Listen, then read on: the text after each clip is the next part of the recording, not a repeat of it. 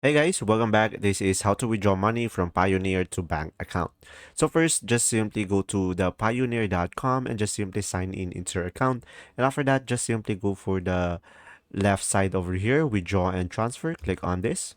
And guys, if you don't have a account added yet, you can just simply click on manage bank accounts over here. From here, just simply click on bank accounts for withdrawal.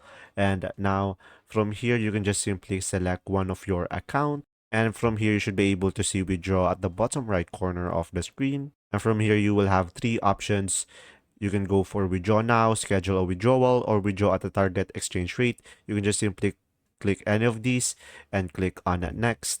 And after that, just simply follow the prompts.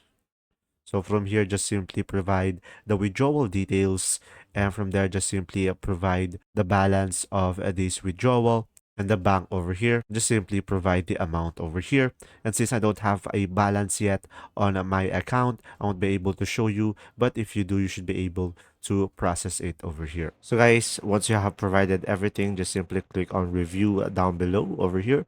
And after that, you should be able to see all of the details and just simply confirm it.